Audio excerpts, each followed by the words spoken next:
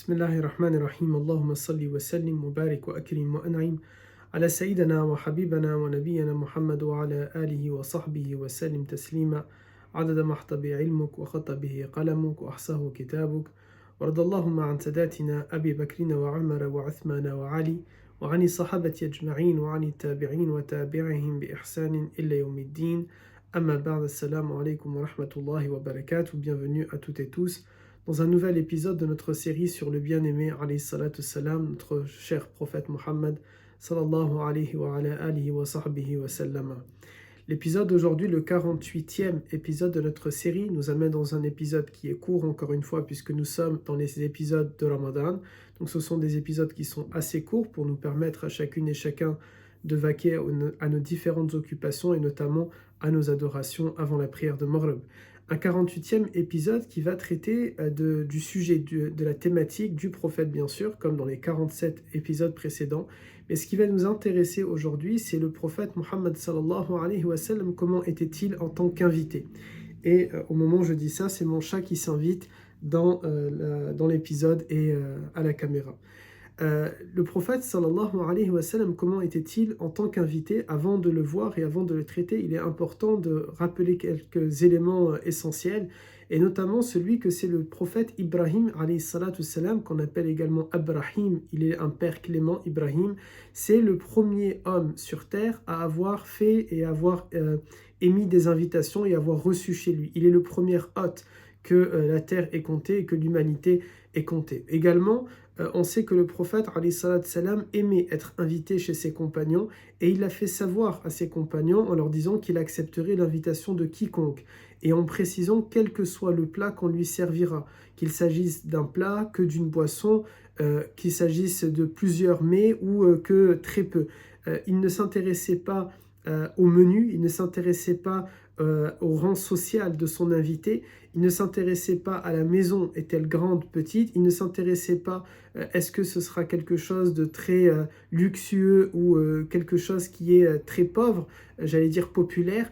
Il ne se souciait pas de ça, mais ce qu'il aimait en revanche, bien sûr, c'est d'être invité par ses compagnons qui sont ses élèves, parce qu'il n'avait pas un lien uniquement de prophète et de fidèles musulmans, il y avait un lien de fraternité entre eux. Il y a un lien très fort entre les deux. Et ce lien-là, le prophète alayhi salatu salam, il sait, sallallahu alayhi wa sallam, que ça passe également par le fait d'avoir des invitations et de se retrouver autour d'un bon repas comme on peut le faire aujourd'hui entre nous. Le prophète alayhi salatu salam également, il acceptait donc non seulement les différentes invitations, mais de lui-même, sallallahu alayhi wa sallam, il va se rendre dans les différents événements qui sont ouverts à tout le monde, à tout le public, sans qu'il y ait au préalable forcément une invitation. C'est par exemple la visite des malades. Lorsqu'il sait que les gens vont rendre visite à tel compagnon parce qu'il est malade, eh bien il alayhi salatu salam s'y rend. Et d'ailleurs pas que auprès des compagnons. Il y a ce fameux récit que sûrement vous avez entendu, un homme voisin du prophète qui s'amusait à lui jeter, je ne sais pas si on pourrait utiliser ce terme-là, il jette des détritus tous les jours devant la porte du prophète, et lorsque ce dernier se rend compte qu'un matin il n'y a pas, il s'inquiète, et donc il va rendre visite à son voisin pour savoir dans quel état il est, et il va s'avérer que le voisin était malade. Voilà pourquoi ce jour-là il n'avait pas jeté de la poubelle devant la porte du prophète, et le prophète demande la permission à son fils, au fils du voisin, de se rendre auprès de son père. Il accepte, et lorsque ce voisin voit le prophète, il s'inquiète, il se dit tu es venu te moquer de ma situation, de mon état, parce que je suis malade. Et le prophète lui dit bien au contraire, je viens m'enquérir de tes nouvelles, et le prophète s'assoit, il va rester un moment avec lui. L'homme est impressionné et ça va mener à la conversion de cet homme-là. On voit donc à quel point le prophète, non seulement il accepte les invitations, mais aussi il se rend dans les différents moments où les invités peuvent s'y rendre. C'est également le cas des salat janaza. Lorsqu'il y avait la prière mortuaire, le prophète sallallahu alayhi wa sallam va se rendre directement pour la prière, et lorsqu'il va se retrouver ensuite dans la famille dans laquelle il y a le deuil, il n'est pas là comme on peut le voir malheureusement de nos jours. Il n'est pas là simplement pour manger, rigoler et parler de la pluie et du beau temps alors qu'on vient juste d'enterrer une personne, mais il s'y rend, c'est pour lire le Coran, pour faire des invocations, faire des prières et faire un rappel. Et ça nous enseigne aussi quelque chose, comme on l'a dit, et c'est une tradition dans les 47 précédent épisode, il nous faut vraiment lire la sira en tirant des enseignements. Sinon, nous allons passer à côté de l'essentiel. Si on ne regarde pas la sira avec un bloc-notes et en se disant « Ok, voilà comment je peux réagir, voilà qu'est-ce que je peux faire, voilà comment je peux prendre cet exemple du prophète et le transposer dans ma vie », alors nous allons passer à côté de l'essentiel. Nous passons à côté de ce que le prophète nous a laissé de plus cher lorsqu'il dit « Alayhi salatu salam, je vous laisse derrière moi deux choses, le Coran et ma sunna, le Coran et ma tradition. » Il nous faut donc apprendre la vie de Nabi alayhi salatu salam, mais en l'appliquant au quotidien. Et l'appliquer au quotidien, j'ai eu de cesse de le répéter, presque peut-être je deviens ennuyant à le répéter, mais prendre des enseignements et ressembler au prophète, ce n'est pas se contenter que de quelques petits éléments qui sont donnés à tout le monde et faciles à faire, mais c'est aussi faire les tâches les plus, pas ingrates, je ne pense pas que c'est le joli terme, mais une tradition qui est un peu plus peut-être pesante dans notre vie, une tradition qui va être un peu plus lourde, une tradition qui va demander des efforts, qui va demander ce qu'on appelle un ijtihad, plutôt un jihad nafs, un effort sur nous-mêmes. Et c'est par exemple justement de se dire ok, le prophète a corrigé le comportement, la moralité des compagnons, je dois faire cet effort sur moi-même.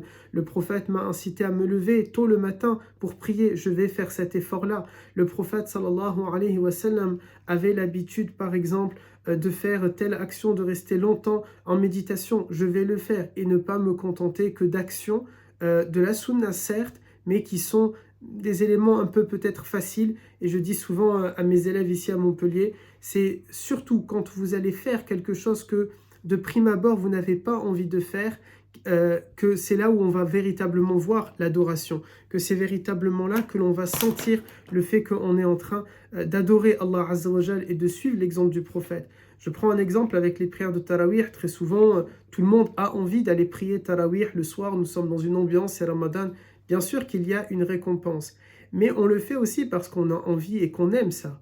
Il y a beaucoup plus, je ne dis pas qu'il ne faut pas le faire, bien sûr, attention, mais il y aura encore plus de récompenses, et je ne dis pas qu'il ne faut pas aimer, mais pour suivre, il y a une récompense, bien sûr, à le faire, et il y aura encore plus une récompense lorsque, en plus de ces actes-là que l'on va faire parce qu'on les aime et qu'ils sont sunna ou obligatoires, et bien en plus de cela, nous allons ajouter à notre quotidien des actions que nous n'aimons pas forcément, que nous n'avons pas forcément envie de faire, que nous n'avons pas forcément la volonté de faire, mais que je vais faire parce que mon Seigneur me l'a demandé, parce que son messager qui est le mien me l'a demandé. Et c'est ça aussi où il y a une récompense qui va être supplémentaire et c'est important. Voilà pourquoi j'insiste, lorsque l'on regarde la sira, regardons comment était le prophète sallallahu alayhi wa sallam et essayons de prendre des notes, essayons de se noter des éléments et de méditer là-dessus. Ok, comment moi je peux agir dans ma vie au quotidien pour lui ressembler?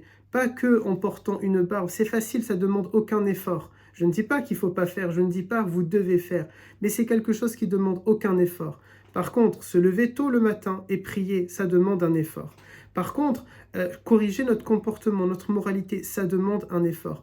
Par contre, s'abstenir devant une tentation qui comme une marmite qui est en train de bouillir, j'ai envie de faire un haram et je me retiens, ça demande un effort. Et là, il y a une récompense qui est beaucoup plus grande parce que non seulement il y a l'obéissance, mais il y a eu aussi l'effort, il y a eu aussi le fait que je me suis refusé de faire quelque chose parce que mon bien-aimé et avant tout parce que Allah Azza wa Jal m'a demandé de le faire et ça c'est quelque chose qui est essentiel et très important.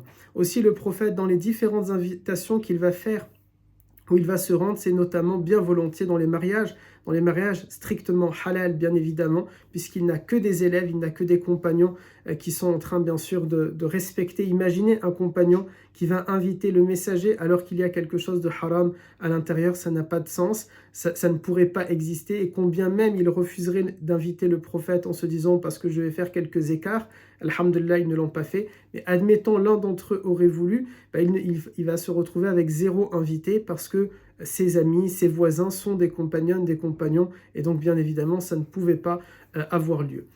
Aussi le prophète sallallahu alayhi wa sallam, lorsque les compagnons vont l'inviter, ils ont tout un, comment on pourrait appeler ça, une liste de Allahumma salli alayka ya sayyidi ya Rasulallah, j'oublie parfois mon français, Allahumma salli alayka ya sayyidi ya Rasulallah, quand je vais le dire, des aliments. le terme, les aliments. Ils ont toute une liste d'aliments qu'ils savent que le prophète alayhi salatu salam aime. Et donc ces aliments-là, souvent les compagnons, lorsqu'ils vont inviter le prophète, il y a finalement toute une liste de plats que le prophète a souvent mangé parce qu'ils se donnent le mot entre eux. J'ai préparé ça au prophète, il a trop aimé, il a beaucoup aimé, il a moins aimé. Et donc ils vont barrer certains aliments, en mettre d'autres, des plats. Et le prophète, alayhi salatu salam, c'est de cette manière-là notamment que l'on va connaître toute une liste de plats qu'il a beaucoup appréciés, notamment parmi lesquels on sait que le prophète n'aimait pas les plats extravagants. Donc il n'aime pas ce que nous pouvons... Ça ne veut pas dire que nous aussi, on ne doit pas aimer les plats extravagants, bien sûr. Ça ne veut pas du tout dire ça. Ça ne veut pas dire qu'on doit s'imposer d'aimer les plats qui ne sont pas extravagants. Mais ça nous montre simplement, et c'est de cette manière-là que j'aime enseigner la sira et que j'ai envie de transmettre la sira, il nous faut vraiment aller au-delà des mots et au-delà tout simplement du récit en lui-même. Le fait que le prophète n'aime pas les plats extravagants, ça montre autre chose qu'il nous faut par contre appliquer dans notre vie.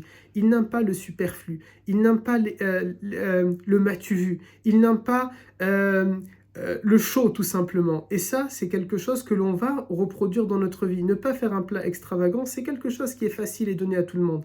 Par contre, au quotidien, faire en sorte que je ne suis pas extravagant et je ne cherche pas à me montrer, je ne cherche pas à mettre la lumière sur moi, je ne cherche pas à être le centre de gravité, je ne cherche pas à prendre tout le temps la parole lorsque je suis en groupe, je ne cherche pas à couper la parole des autres, je ne cherche pas à montrer que je suis le plus intelligent, le plus connaisseur. Ça demande un effort. Et ça nous montre de cette manière-là, c'est là le véritable travail qu'il nous faut faire.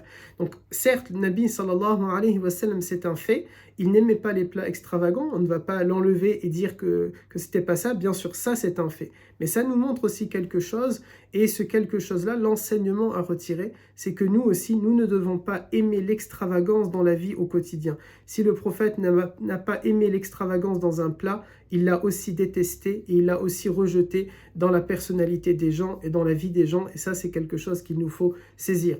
Le prophète aimait les boissons fraîches et sucrées. Alors les enfants qui vont nous écouter vont peut-être mettre pause s'ils regardent en replay cet épisode sur YouTube en disant à leurs parents, vous voyez, moi aussi j'aime les boissons comme le prophète. Non, il aime certes les boissons fraîches et sucrées. C'est vrai que dans notre imaginaire, directement, on va penser aux différentes boissons gazeuses peut-être, ou pas gazeuses. Mais lui, il s'agit là du lait et du miel, qui étaient parfois très frais. Il les aimait en tout cas très frais. Notamment parce qu'ils étaient sucrés, en tout cas pour le miel sucré. Le prophète sallallahu alayhi wa sallam aimait aussi les pains tartinés.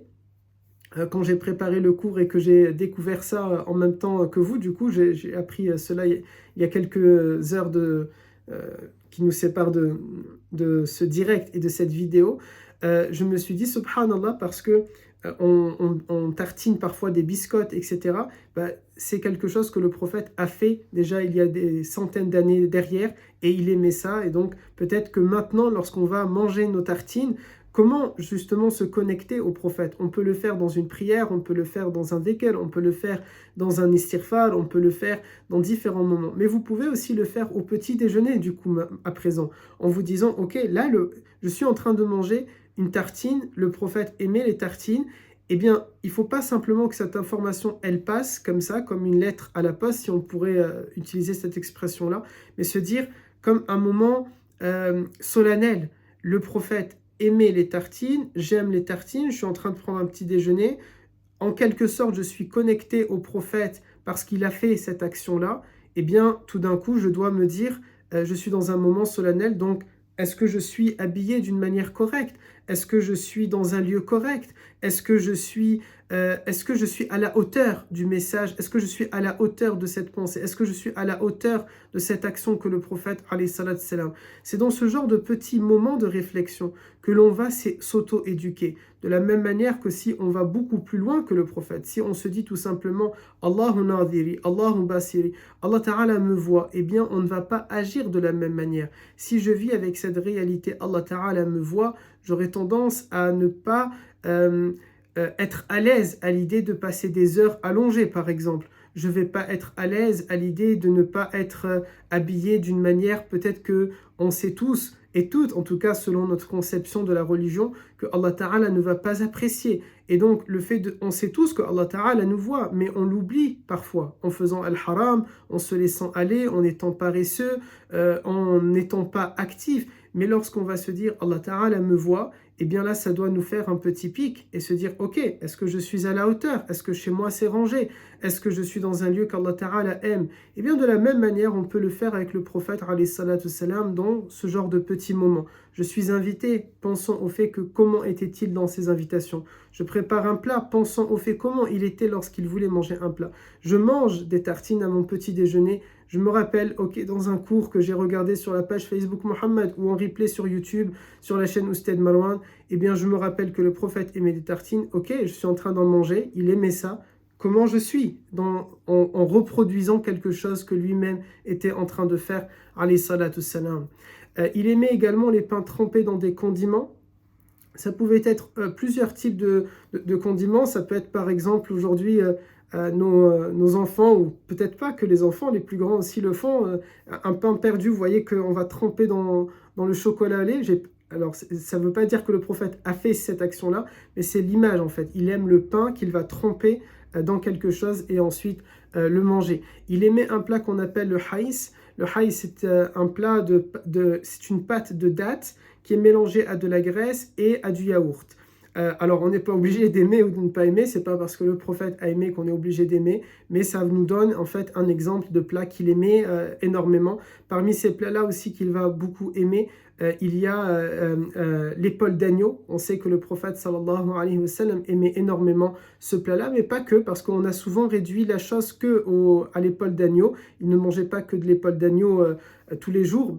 Bien au contraire, Saïda Aïcha nous le dit, et je vous invite à lire mon livre sur les mères des croyants à ce sujet-là. Elle dit parfois pendant des mois entiers, ils n'allumaient pas le feu chez eux parce qu'il n'y avait pas de viande, tout simplement, à faire cuire. Donc, on l'a souvent réduit que à l'épaule d'agneau pour le prophète, mais non, voilà, il aime les pains tartinés, il aime ce plat qu'on appelle le haïs, il aime les pains qu'on va tremper dans un condiment, il aime également le prophète, alayhi salam, les boissons fraîches qu'on a dit, le lait et le miel, et aussi il aimait le pain qu'il va accompagner avec soit du miel, soit de l'huile d'olive ou bien du vinaigre. Alors j'ai été surpris, mais en effet, même avec du vinaigre, le prophète, alayhi salam, aimait accompagner son pain.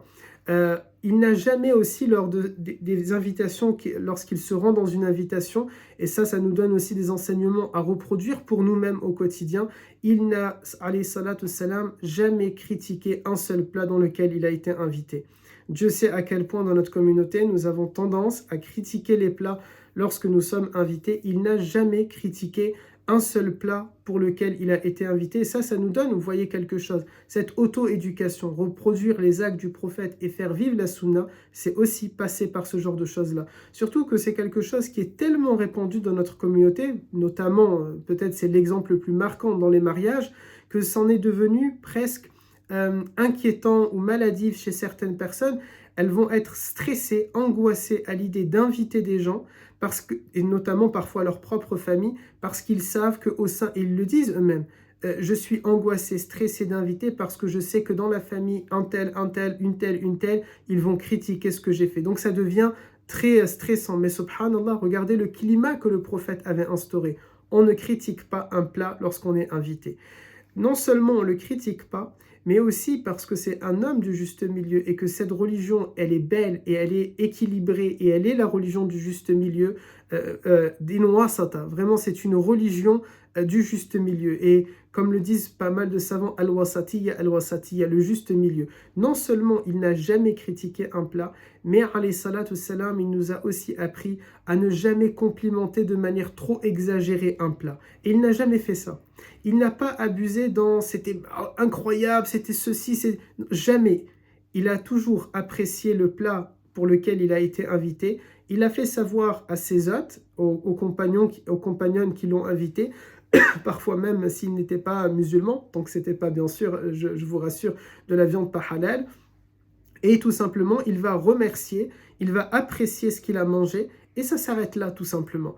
Aujourd'hui, vous voyez, nous-mêmes dans notre communauté, peut-être si on va inviter, qu'on s'est un peu cassé la tête ou pas, et on ne va pas recevoir autant de remerciements, ça en est devenu comme une norme, si vous voulez. C'est-à-dire on se sent parfois obligé de répéter merci encore, et c'était incroyable, et le retour de mon chat, et ceci et cela. Non, subhanallah. Le prophète alayhi salam n'a jamais remercié dans l'extravagance, c'est pour le terme du début, et aussi il n'a pas critiqué les plats dans lesquels il était invité.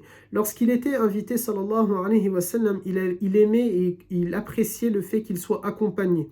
Il n'a pas toujours été accompagné, bien sûr. Lorsqu'on lui a demandé de venir seul, il venait seul. Mais s'il avait l'occasion de faire venir avec lui des invités, il demandait. Il n'arrivait pas à l'improviste, comme ça peut arriver parfois.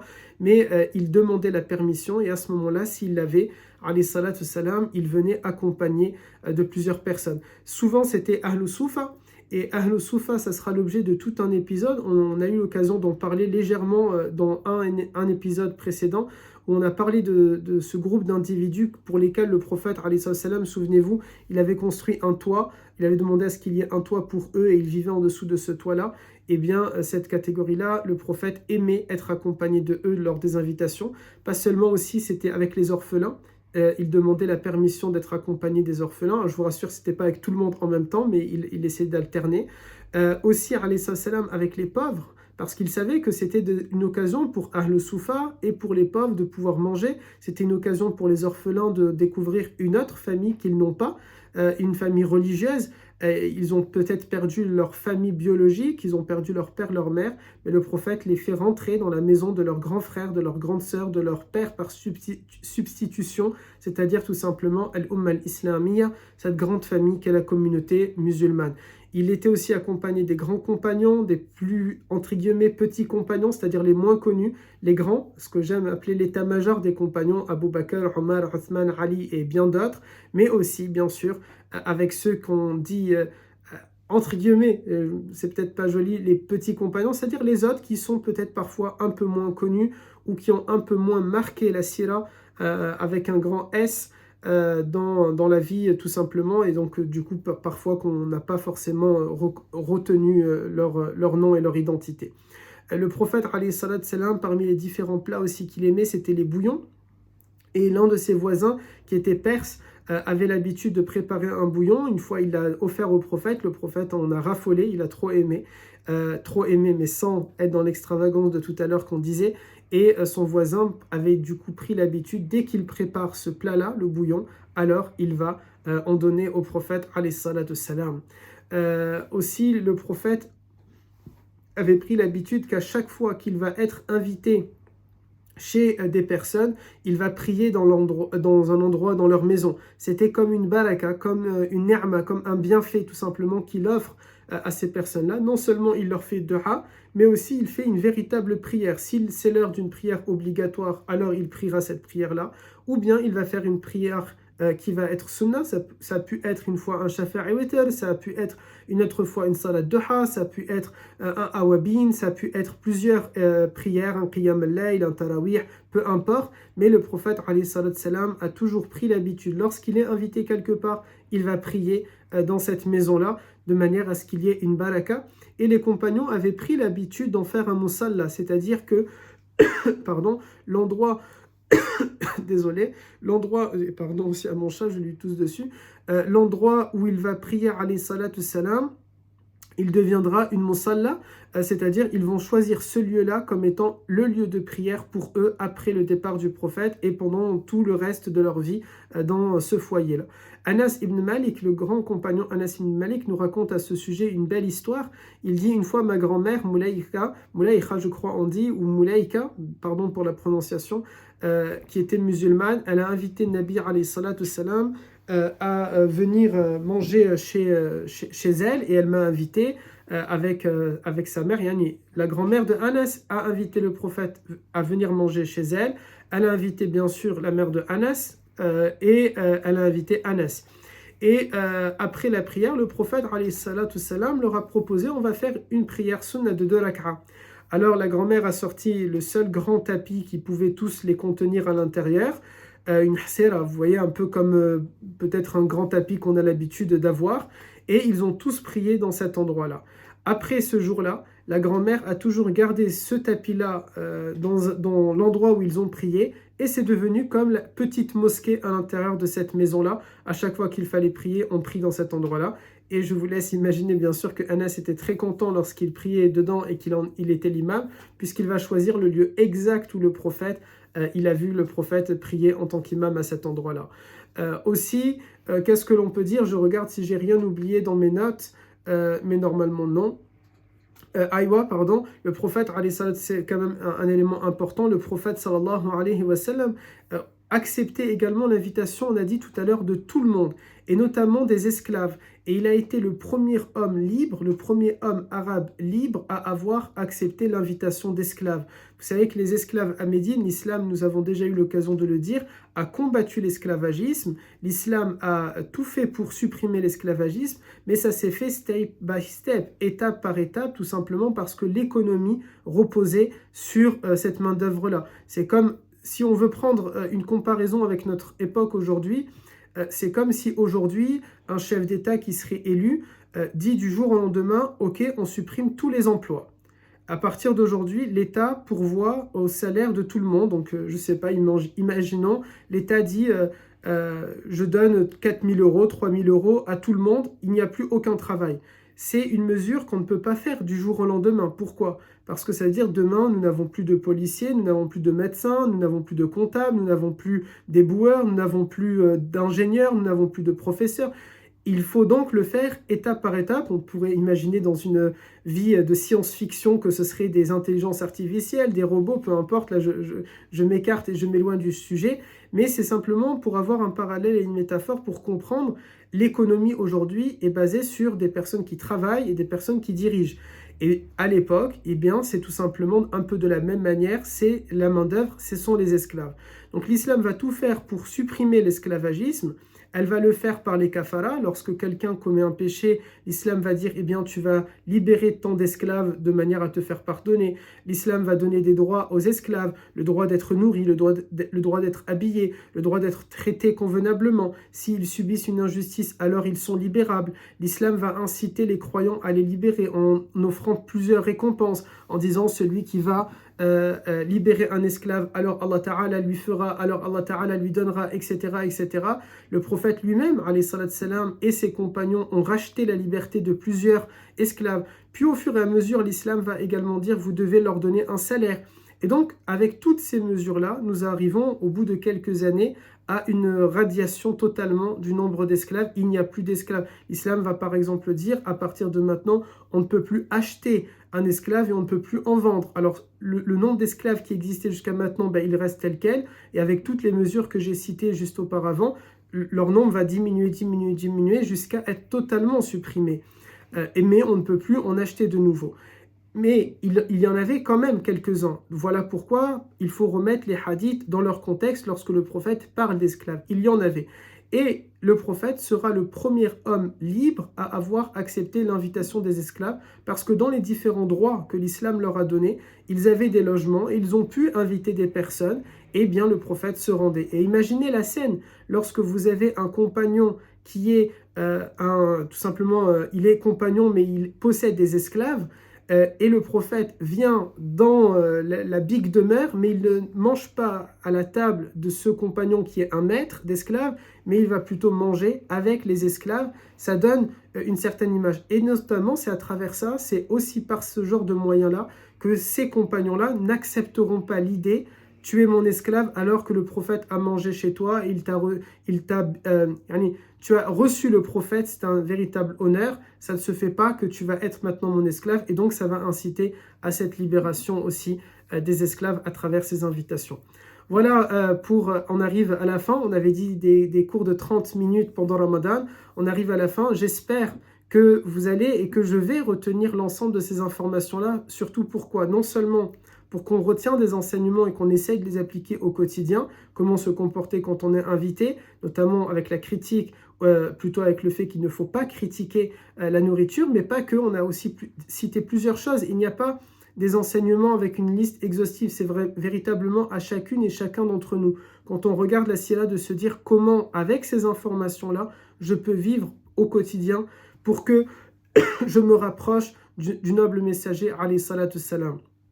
Mais aussi les retenir pour une autre raison qui peut-être me paraît être l'une des plus importantes, sans omettre la première, c'est de se dire que nous aussi, un jour, bi'idnillah, si Allah Ta'ala nous permet d'entrer au paradis, alors nous aurons l'occasion de proposer au prophète d'être un invité chez nous, de lui proposer, alayhi salatu salam, de venir manger chez nous au paradis, et donc se rappeler de ces différents plats qu'il a aimés dans Dunya, et demander à ceux qui nous serviront au paradis de les servir aux nobles messagers, mais chez nous, bi'idnillah. Allahumma amin, amin ya rabbal alamin. Puisse Allah Ta'ala nous permettre véritablement de recevoir le noble messager chez nous au paradis, bi'idnillah.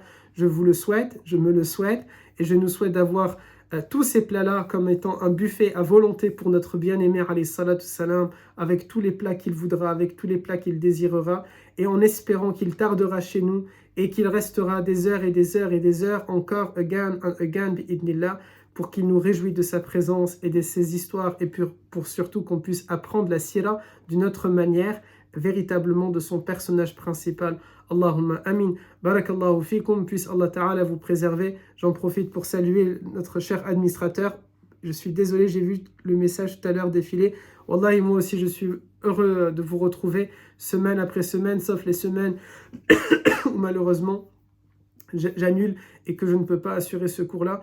Mais quand je suis là et quand je suis avec vous, c'est véritablement un véritable plaisir pour moi, un véritable honneur qu'on puisse échanger sur la vie du prophète, qu'on puisse se rapprocher de lui jour après jour, semaine après semaine, qu'on essaye de tirer des enseignements. Cette plateforme-là, Facebook, la chaîne Facebook Mohammed, est en replay, mais en replay, on va dire, c'est une conséquence de la cause. La cause première, c'est le direct ici sur Facebook. Et donc, du coup, c'est quelque chose véritablement qui me fait du bien, que j'apprécie, de se retrouver. On ne se connaît pas, je ne vous vois pas, mais on se retrouve les lundis soirs pour évoquer la vie du meilleur des hommes, celui qui finalement nous rassemble, celui qui fait qu'on est en train de regarder dans la même direction, celui qui fait qu'on est en train de partager la même foi, celui qui fait que nous sommes en train d'essayer de servir Allah Ta'ala, celui qui fait qu'actuellement, au moment où cet épisode est tourné en direct, eh bien, nous sommes dans un mois de Ramadan parce que c'est lui, alayhi salatu salam, qui nous a transmis le message de Dieu. Et apprendre sa vie au quotidien, c'est quelque chose qui doit véritablement nous animer. Et appliquer les enseignements de sa vie, c'est véritablement l'objet de notre vie. Nous devons absolument appliquer la sira au quotidien. Nous devons faire vivre la sunna. Parce que si ce n'est pas nous, croyantes et croyants, musulmans et musulmans, qui faisons vivre la sunna, qui va en prendre soin et qui va la faire vivre? Nous avons une lourde responsabilité. Et j'espère qu'à notre petite échelle, au travers de la page Facebook Mohammed, nous essayons d'y contribuer. J'espère en tout cas être une petite cause là-dessus, mais il y a une plus grande cause que moi, ce sont les administrateurs. Pensez à prier pour eux et pensez tout simplement à demander à Allah Ta'ala de nous permettre de continuer d'apprendre sa religion et d'avoir une bonne compréhension de sa religion. Barakallahu fikum, prenez soin de vous. Subhanakallahumma wa bihamdik. نشهد أن لا إله إلا أنت نستغفرك ونتوب إليك سبحان ربك رب العزة عما يصفون والسلام على المرسلين والحمد لله رب العالمين